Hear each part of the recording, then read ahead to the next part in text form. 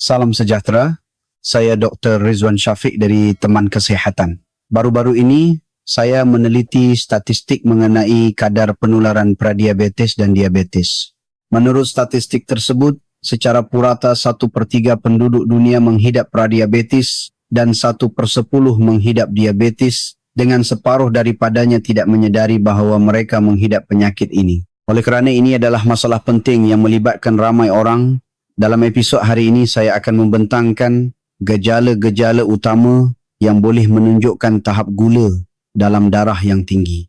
Saya percaya dengan pengetahuan ini, sekurang-kurangnya sebahagian daripada anda akan memantau tubuh dengan lebih teliti agar dapat mengambil tindakan segera jika perlu. Saya juga akan menerangkan secara ringkas punca tahap gula darah tinggi. Selamat menonton. Tahap gula dalam darah yang tinggi dan berterusan boleh mendatangkan banyak kerosakan pada tubuh kita. Pada mulanya, ia mungkin tidak menunjukkan sebarang gejala dan lama-kelamaan muncul tanda-tanda yang sering kita abaikan. Semakin lama kita membiarkannya, semakin serius akibat kepekatan glukosa darah yang tinggi. Tidak keterlaluan jika saya katakan bahawa lebihan gula yang mengalir dalam saluran darah kita adalah pembunuh senyap.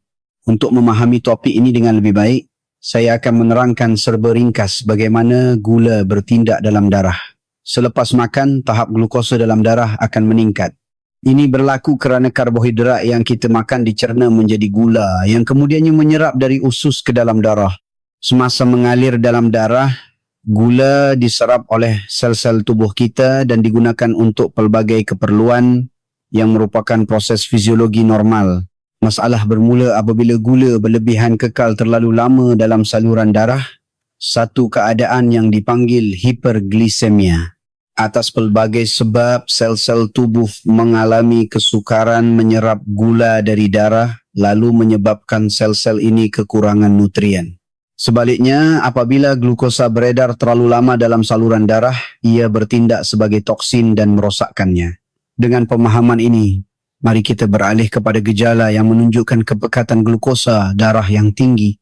Salah satu tanda utamanya ialah kekerapan membuang air kecil atau poliuria. Jika anda kerap ketandas akhir-akhir ini, ia mungkin satu amaran hasil perjuangan tubuh menyingkirkan lebihan gula. Apabila tubuh mengesan terlalu banyak glukosa beredar dalam darah, ia cuba membuang lebihan tersebut melalui buah pinggang dan air kencing. Setengah orang malah bangun setiap beberapa jam pada waktu malam, membuang lebih daripada 2,5 liter air kencing sehari. Akibat pengeluaran air kencing yang berlebihan ini adalah kehilangan air dan elektrolit yang membawa kepada rasa haus yang melampau, dikenali sebagai polidipsia. Semakin banyak air yang hilang, semakin cepat kita berasa perlu untuk menambah cecair. Walaupun rasa haus boleh berpunca daripada suhu persekitaran yang tinggi di Malaysia atau aktiviti fizikal, ia tetap merupakan satu bahagian daripada teka-teki ini. Untuk menggantikan cecair, kita harus memilih minuman tanpa gula, terutamanya air mineral. Gejala yang agak kerap berlaku juga adalah sakit kepala, sebahagian besarnya disebabkan oleh dehidrasi. Lebihan gula turut menyebabkan penyempitan dan pembengkakan saluran darah di otak yang mencetuskan kesakitan. Mulut kering, lidah kasar, bibir merekah, serta rasa pedih dan ulser di sekitar mulut juga sering diperhatikan. Pakar mengesahkan hiperglisemia, menjejaskan fungsi kelenjar air liur. Selain itu, keletihan kronik yang berlaku walaupun tidur mencukupi adalah petanda sel tidak dapat menyerap gula sebagai bahan api menyebabkan tubuh kekurangan tenaga. Bagi sesetengah individu, tahap gula tinggi menyebabkan rasa lapar melampau atau polifagia. Apabila sel tidak menyerap glukosa, tubuh merembeskan banyak insulin untuk menolak gula masuk ke sel yang boleh menurunkan tahap gula dalam darah secara mendadak lalu merangsang selera makan secara agresif. Lebihan gula yang merosakkan saluran darah dan fungsi neurotransmitter di otak juga boleh membawa kepada gangguan tumpuan, masalah ingatan dan perubahan emosi seperti kemurungan dan kemarahan. Hiperglisemia turut menjelma melalui perubahan kulit seperti rasa gatal, keradangan, kulit menggelupas, kurang anjal dan penggelapan kulit di kawasan leher serta ketiak akibat terjejasnya fungsi sel kulit seperti fibroblast dan melanosit. Bagi kaum lelaki, mati, pucuk atau masalah ereksi boleh menjadi tanda diabetes kerana kerosakan saluran darah dan saraf menghadkan aliran darah ke zakar serta mengurangkan pelepasan nitrik oksida.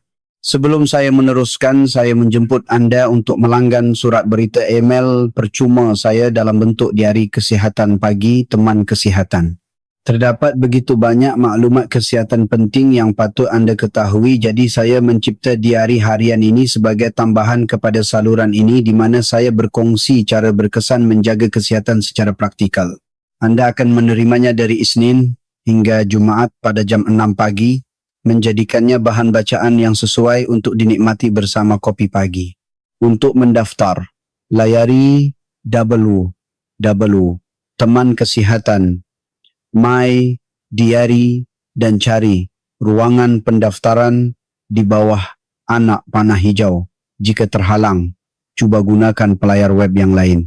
Kembali kepada topik kita, lebihan glukosa mengganggu sistem imun dan meningkatkan risiko jangkitan termasuk jangkitan saluran kencing dan alat kelamin yang kerap menjejaskan wanita dengan simptom gatal, kemerahan dan keputihan pekat. Hiperglisemia juga melambatkan penyembuhan luka akibat peredaran darah yang lemah dan keradangan. Harus diingat, tidak semua gejala akan muncul serentak dan kadangkala kita hanya menyedarinya setelah diabetes berkembang sepenuhnya. Jika tidak dirawat, ia boleh menyebabkan retinopati diabetik, penglihatan kabur atau hilang penglihatan, dan neuropati diabetik, kesemutan, kebas dan rasa terbakar pada tapak kaki. Neuropati boleh menjejaskan jantung, menyebabkan takikardia dan aritmia, saluran penghadaman, sembelit, cirit-birit dan pundi kencing. Komplikasi serius yang lain termasuk kaki diabetik yang boleh membawa kepada nekrosis dan amputasi mencapai lebih 6% kes, kerosakan buah pinggang yang mungkin memerlukan dialisis, serta penyakit kardiovaskular seperti stroke dan serangan jantung, masalah pergigian dan, dalam kes ekstrem bagi diabetes jenis 1, asidosis keton darah berasid dengan nafas berbau aseton juga boleh berlaku yang mendahului koma. Semua gejala ini berpunca daripada peningkatan tahap gula darah. Tahap gula darah puasa yang normal adalah antara 70 hingga 90 mg DL. Ia dianggap tinggi jika melebihi 100 mg DL dan jika ujian mencatatkan bacaan melebihi 125 mg DL, anda berkemungkinan besar menghidap diabetes. Memandangkan ujian glukosa ini sangat mudah didapati di makmal-makmal klinik di Malaysia dengan harga berpatutan sekitar 80, saya menyarankan semua orang melakukannya sekurang-kurangnya sekali setahun. Individu yang berlebihan berat badan, kurang bersenam, mempunyai genetik keluarga, bertekanan darah tinggi, tinggi trigliserida atau menghidap PCOS harus lebih berwaspada. Merokok, alkohol dan diet tinggi gula ringkas turut meningkatkan risiko ini. Saya berharap maklumat ini menyedarkan anda tentang gejala yang nampak remeh tetapi sebenarnya serius. Seperti kata Hippocrates, mencegah adalah lebih baik daripada mengubati. Jika anda berminat dengan topik bagaimana menurunkan gula darah secara semula, jadi sila beritahu saya di ruangan komen. Setakat ini sahaja dari saya. Terima kasih atas perhatian anda dan jumpa lagi di episod Teman Kesihatan yang akan datang.